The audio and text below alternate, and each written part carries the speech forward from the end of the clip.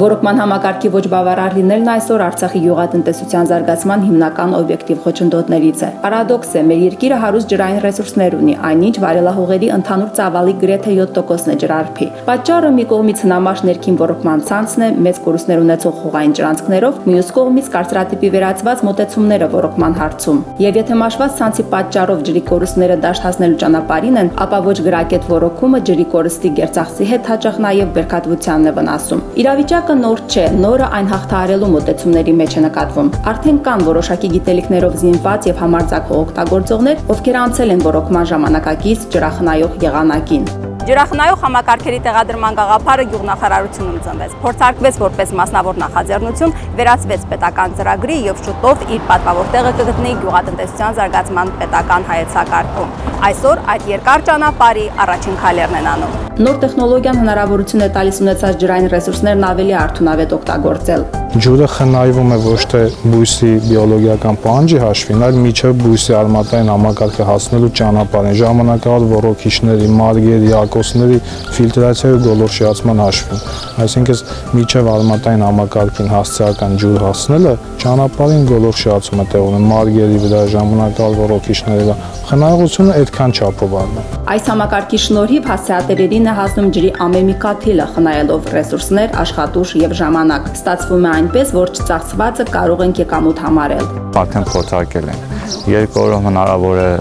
այգին ջրած ու շատ որակում։ Իսկ այդ այգին 65 հեկտար է։ Սարմեն իր 3 եղբայրների հետ այգեգործությամբ սկսել են զբաղվել 7 տարի առաջ։ Բերտաշինցի Աղաջանյանները հարևան համայնքի Վազգենաշենի վարչական տարածքում 10 հեկտարի վրա նռանագի են հիմնել։ Հետագայում այգին ընդարձակեցին, նաև նոր ծառատեսակներ ավելացան։ 60 հեկտարն է նռենիներին պատկանում։ Մնացյալ 5-ում կարող ենք հանդիպել եւ սերկևիլի, եւ նուշի, եւ պնդուկի, եւ ելի բազմաթիվ մրգատու ծառերի։ Ժամանակի հետ այս կանաչ գեղեցկուհիները ավելի մեծ խնամք են պահանջում։ Գլխավոր պայմանը սնունդն է։ Ֆլորայի ներկայացուցիչների համար առավել եւս դա ջուրն է։ Այստեղ կլիման չորային է,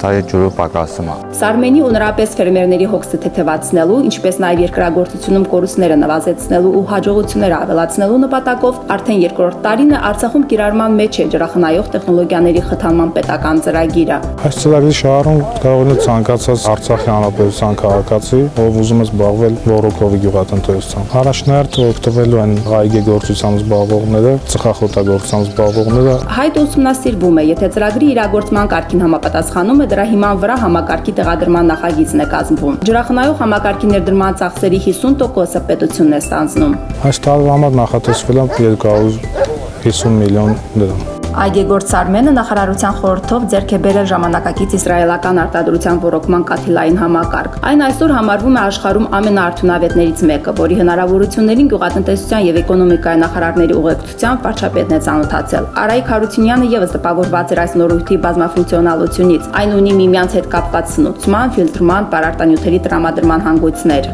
Պարարտանյութի համակարգն է սա։ Այստեղ տարա է դրվում, տարայի մեջ պարարտանյութը բացվում է, ստեղից ինքը մտցնում է համակարգ։ Հայաստանի Հանրապետությունից հրավիրված մասնագետի մասնակցությամբ է համակարգը տեղադրվել Աղաջանյանների այգում։ Գիտի նրա բոլոր բաղադրիչների նշանակությունը, չափերը, օգտագործման գաղտնիքները։ Հպարտանում է իսրայելական արտադրության համակարգի կառավարիչը արտադրված է Հայաստանի Հանրապետությունում Գիլի Կապիտակով։ Ամբողջ դաշտի հատակագիծն է, ցանկացած տակտի վրա, կտորի վրա երբ որ սխում ենք,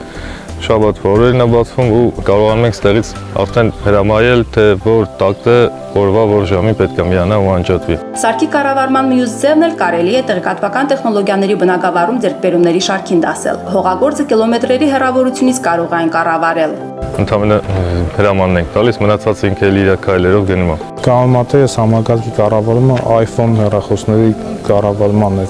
Մտածված է ամենապարզ ձևով, թե մոնտաժը, թե շահագործումը,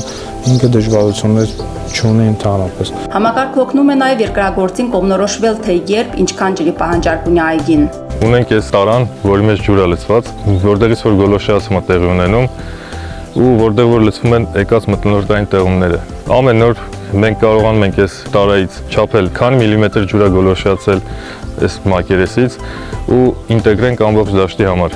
Ու ենթադրենք 1 մմ-ա գոլորշիացել, ուրեմն 1 հեկտարանոց դաշտից 10 մետր խորանար ջուր է գոլորշիացել։ Ու բնականաբար այդ 10 մետր խորանարը արդեն հետ ենք տալիս դաշտին։ Համակարգի յուրօրինակ շնորհանդեսին գյուղատնտեսության փոխնախարարը, ով նաև այս համակարգը Արցախ ներկրման ջատագովներից է, հյուրերին ներկայացրեց, թե նման պայմաններում այգեգործը հեկտարից բերքատվության ինչ ցուցանիշներ կարող է ակնկալել։ Ստանում է 7-ից 8 տոննա բերք։ Մի 2 տարի հետո արդեն այգի տարուքի հետ ավելացման հետ ստանալ մինչև 30-40 տոննա բերք։ Այսինքն մի տարի նորմալ բերք ստանալու դեպքում արդեն սկզբնական կապիտալ ներդրումները կաթիլային համակարգի մի քանի անգամ հետ է գնում։ Ճիշտ ու նպատակին շահագործման դեպքում տարեց տարի այս ցուցանիշը կաճի։ Եղբայրներն այս սպասումով են տեղադրել համակարգը։ 1 հեկտարի համար $3000 ծախսվեց, որի կեսն է ջրախնայող համակարգերի ներդրման աջակցության պետական ծրագրի շնորհիվ կառավարությունը վճարել։ Մեր հաշվարկով 2-3 տարի անց արդեն պիտի ինքը իր ծախսերը փակի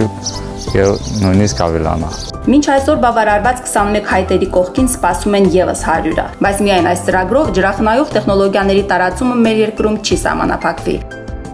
Հայաստան համայնքական հիմնադրամի մայիսի 27-ին կայացած հոգաբարձուների խորհրդի նիստում որոշվեց, որ նաև խորքային հորերի թվի ավելացումն է լինելու հիմնադրամի առաջիկա ծրագրերի առանցքում, իսկ ջրախնայող համակարգերի ներդրումը խորքային հորերի շահագործման բնական շարունակությունն է դառնալու, ինչը ճանապարհ պիտի հարթի դեպի հեռանկարային գյուղատնտեսություն։